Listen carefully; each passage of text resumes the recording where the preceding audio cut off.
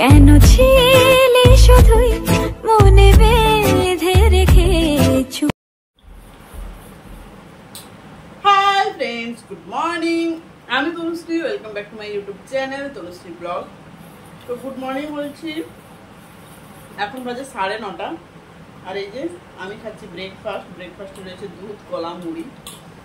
তো অনেকটা খাওয়া হয়ে গেছে, রান্না বান্না কমপ্লিট, স্নান কমপ্লিট। কেন বলো তো, এত সকাল সকাল এত সব কমপ্লিট করলাম। যাবো আজকে একটু শ্যুট করতে মানে শাড়ি শ্যুট করতে একটু বাইরে যাবো ভাবলাম। তো যার জন্য ফটাফট রেডি হব। একটা প্রবলেম আমার হয়েই থাকে, মানে যখনই কোনো শ্যুট করব আমি সিলেক্ট করতে পারি না কোন শাড়ি পরবো, কোন ব্লাউজ পরবো, মানে কিছুতেই কোনো কিছু সিলেক্ট করতে পারি না।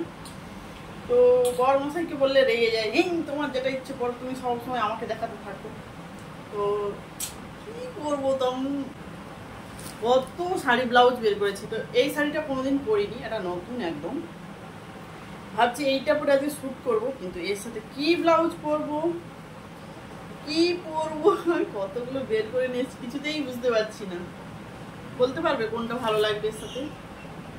এটা গ্রিন, এটা ব্ল্যাক, এটা ব্লু, আর এটা হচ্ছে এটা হাফ স্লিভলেস নয়, গ্লাস হাতা।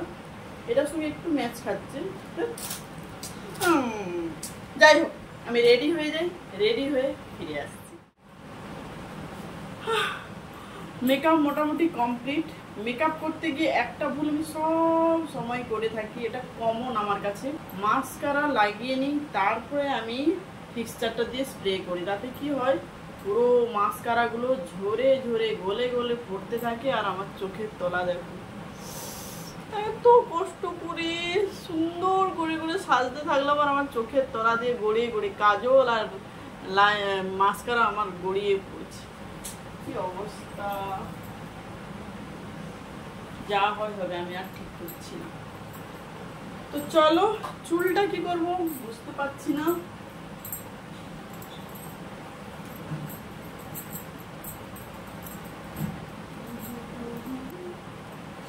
যা গরম না, চুল ছেড়ে রাখতেও ইচ্ছে করছে না। শ্যাম্পু দিয়েছি, চুলটা ভেজা।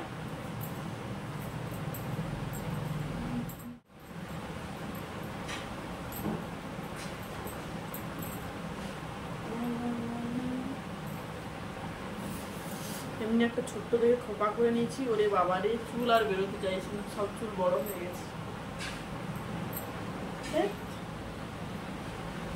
তো যাই হোক, এরকমই বেরিয়ে যাই। তো দেখে নাও ফুল লুকটা।